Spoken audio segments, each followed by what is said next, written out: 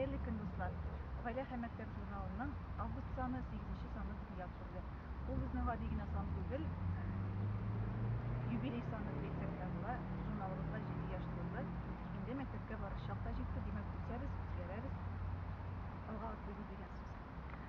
Гадәттәгечә, татар халкының үрнәк гаиләләрен күрсәтүебезне дәвам иттек. Бу санда безнең Гүзәл һәм Илгиз Халиковлар гаиләсе. Бик матур гаилә. Алар икесе дә мугалим. Икесе дә гаиләдә татар милләтенең иң төп кыйммәтләрен саклауны үзләренә максат итеп куйганнар һәм шул рәвешле яшиләр.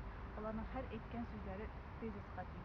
Шуңа күрә әлеге гаилә белән танышу баланы нинди юнәлештә тәрбиялим икән дигән яшь гаиләләргә дә бик файдалы булыр дип уйлыйбыз.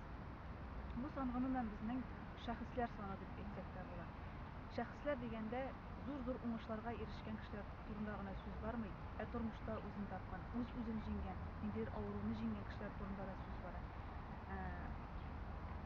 Язмыш рубрикасында күрсәтелгән Марат Ильясовның язмышы «Мин булдыра алам яшәү пароле» дип аталган язма безнең нәкъ менә шул хакта.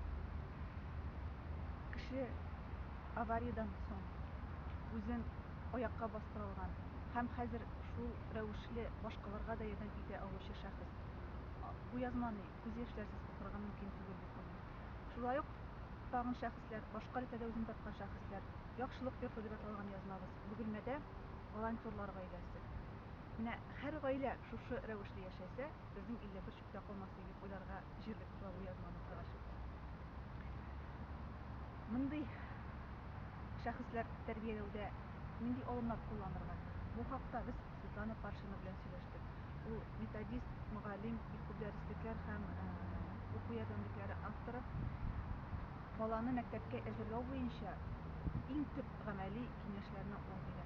Шуңа күрә безнең журнал белән бергә калыгыз. Бик күп